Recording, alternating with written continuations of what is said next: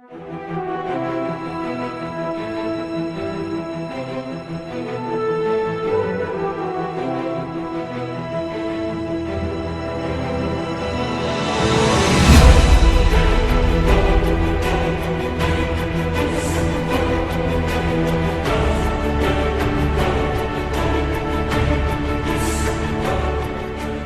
sommes sur le site du Havre du Perret, un site remarquable, un site vendéen, et qui présente tout l'intérêt de condenser dans un mouchoir de poche, en fait, à savoir deux communes, Talmont-Saint-Hilaire et Jars-sur-Mer, on condense sur ces deux communes toute la richesse que l'on peut retrouver sur le département de la Vendée.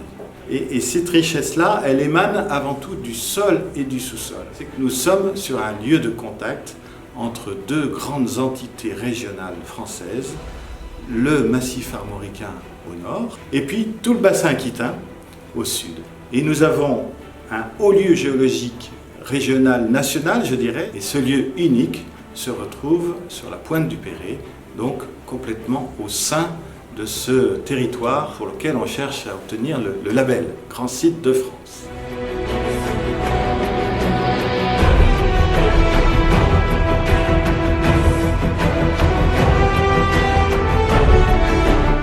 Au niveau des découvertes, on s'est rendu compte notamment ces dernières années qu'il n'y avait pas qu'un seul seigneur au château de Talmont. En fait, il y a un régime de co-seigneurie, c'est-à-dire de partage de la seigneurie de Talmont entre les comtes de Poitou et sur place les seigneurs de Talmont. Richard est donc comte de Poitou, duc d'Aquitaine, mais aussi seigneur de Talmont, puisqu'il porte ce titre dans sa titulature et qui vient assez fréquemment en Talmondais. Alors il vient sans doute au château de Talmont, mais il vient également dans la baie de Cayola, à quelques kilomètres seulement du château, dans une aula, dans une grande salle qu'il fait construire sur le site de Port-Jury.